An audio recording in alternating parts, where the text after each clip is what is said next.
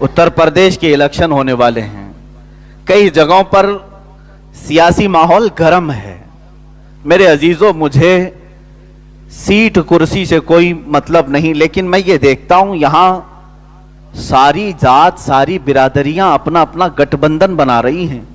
मैंने देखा कि मुसलमान इसमें कहां हैं।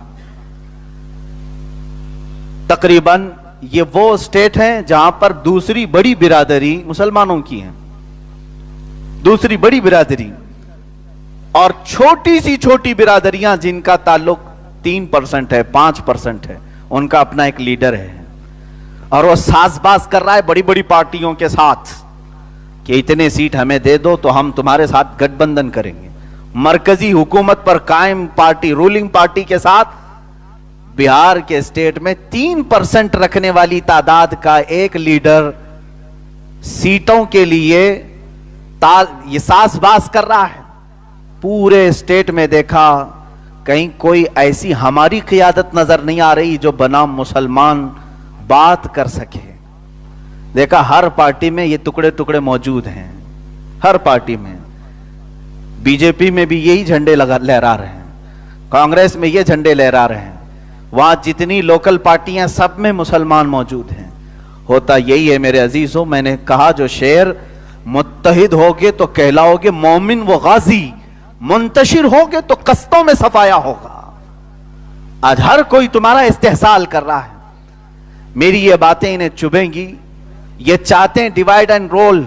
और अगर मैं मुसलमानों को मुत्तहिद करने की बात करूं तो कल का ये मीडिया मुझे ये पेश करेगा ये भड़काऊ भाषण देने वाला मौलाना है।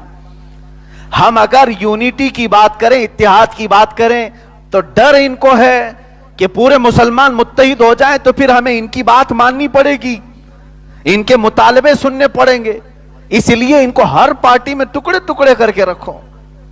अजीजान गिरामी वकार, आज हमारी पोजीशन यह है, दलित बिरादरी का अगर लीडर अपने तमाम कम्युनिटी को मुत्तहिद होने की बात करे तो कहेंगे वो अपनी कम्युनिटी की बात कर रहा है, कोई मसला नहीं। सारे दलितों को जमा करने की बात कर रहा है। ब्राह्मण अपने स्टेज से कहे, ठाकुर अपने स्टेज से कहे कि सारे ठाकुर जमा हो जाओ एक ही झंडे के नीचे, तो लोग उससे कहेंगे वो अपनी कम्युनिटी को जमा कर रहा है। अफसोस यहां है, अगर मुसलमान ये कह दे कि सारे मुसलमान जमा हो जाओ तो कहेंगे भड़काऊ भाषण है। सबको जमा करके ये जिहाद का ऐलान करना चाह रहे हैं। हमारा जमा होना भी इनके लिए तकलीफ दह है। समझो मेरे अजीजों, इसीलिए इकबाल ने बहुत पहले ये कहा था, न संभलोगे तो मिट जाओगे हिंदी मुसलमानों, तुम्हारी दास्तां तक न रहेगी दास्तानों में। उन्होंने कहा था, नहीं तेरा नशीमन कसरे सुल्तानी के गुंबद पर, तू शाहीन है बसेरा कर पहाड़ों की चट्टानों में। तुम आज छोटे से टुकड़े पर राजी होकर के चले जाते हो, छोटे छोटे टुकड़ों पर, छोटे छोटे हड्डियों पर राजी होकर के चले जाते हो। तुम्हारी ये हैसियत नहीं। इकबाल ने कहा, तू शाहीन है बसेरा कर पहाड़ों की चट्टानों में। मैं आज ये महसूस करता हूं कि जो दो लफ्ज उनसे, इन दो लफ्जों से जिनको तकलीफ है वो मैं आपको दोहरा रहा हूं। अजीजा ने गिरामी, 1920 या 21 या इसी असना की बात है, 1920, 21, जो आज 100 साल का अरसा होने आ रहा है। अंग्रेजों का एक बड़ा दानिश्वर है, उसने कहा था कि हम ये तमाम चीजें खत्म करेंगे। एक आलिम दीन है, उन्होंने इस रिपोर्ट को नकल किया है, पेश किया है। उसके साथ जो उनकी गुफ्तगू हुई वो कहते हैं, तुमने तो खिलाफत तुर्की की ये सब खत्म किया, जिसको ओथमान एम्पायर कहा जाता है, उस्मान एम्पायर, ये खत्म कर दिया। उन्होंने कहा नहीं, सिर्फ हमारा मकसद हुकूमत खत्म करना, बादशाह बदलना नहीं था, कोई दूसरा लीडर हम खड़ा करेंगे। जब वो तुर्की में मुस्तफा कमाल बादशाह को खड़ा कर रहे थे तो उनसे पूछा गया कि आपने तो बादशाहत को खत्म कर दिया, सुल्तान जो खिलाफत उस्मानिया का था उसे मार खत्म कर दिया, जिलावतन कर दिया, फिर दूसरे मुसलमान को ही बिठा रहे हो, क्या फायदा। उन्होंने कहा हमको मतला मुसलमानों से नहीं, हम बिठाएंगे किसी मुसलमान को ही, उसको जिसके मुंह में हमारी जुबान होगी। हमें जो टेंशन है وہ دو لفظ ہیں، یہ تاریخ سے مٹ جائیں ان کے، اور اسی سے آج تک ہم ہارتے رہے ہیں. کتنے سالوں سے؟ 1300 سال سے ہم ہارتے رہے. یہی دو لفظ ان کے اندر موجود تھے. بڑے پتے کی بات ہے. انہوں نے پوچھا کون سے دو لفظ ہیں؟ کہا ایک خلافت ہے اور دوسرا جہاد ہے. یہ دو ورڈ کو ہم اتنا سپوائل کر دیں گے، اتنا بھیانک بنا دیں گے، آئندہ کبھی یہ دو ورڈ کوئی بولے گا تو اسے جیل بھیجنے جیسی حالت بنا دیں گے. آج یہی ہے. جہاد کا لفظ استعمال کرو تو یہ کہیں گے آتنکوادی ہے.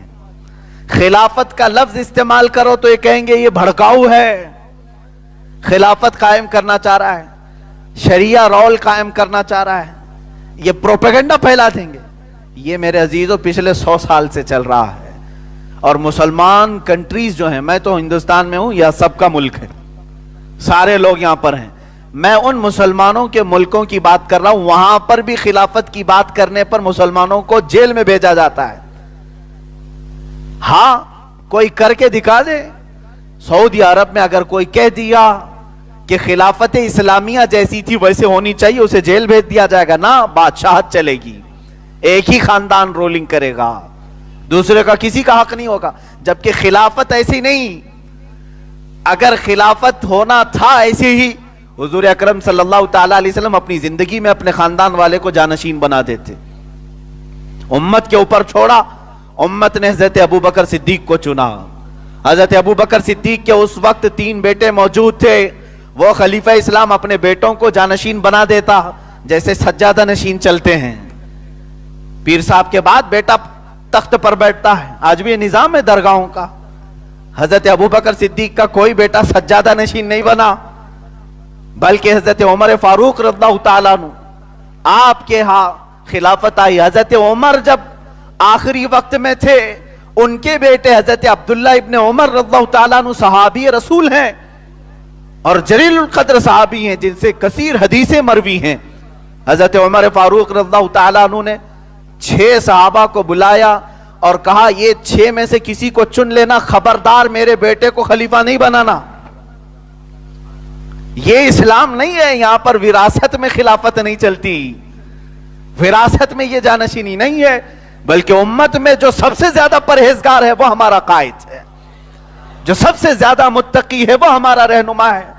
امت نے اسی طرح رکھا. سیدنا عثمان غنی رضی اللہ تعالیٰ عنہ کے بعد حضرت عثمان رضی اللہ تعالیٰ عنہ کے بھی خاندان والے موجود تھے. آپ نے اپنے خاندان میں سے کسی کو اپنا خلیفہ منتخب نہیں کیا، بلکہ یہ خلافت جیسے رسول کریم صلی اللہ تعالیٰ علیہ وسلم چھوڑ گئے تھے امت کے اوپر، ایسی حضرت عثمان بھی جاتے وقت امت کے حوالے کر گئے، اور ساری امت نے اس شیر خدا کو چنا جس کی قیادت میں کسی کو شک نہیں تھا. عزیزان گرامی وقار، یہ خلافت کے معاملات تھے. لیکن آج کسی بھی اسلامی نام کی کنٹری میں نہ خلافت قائم ہے، نہ حضور اکرم صلی اللہ تعالیٰ علیہ وسلم کا وہ منہاج، وہ طریقہ قائم ہے. نام کے لیے یہ جبے کبے پہن کر کے اسلامی کہلاتے ہیں، لیکن حقیقت میں اندر سے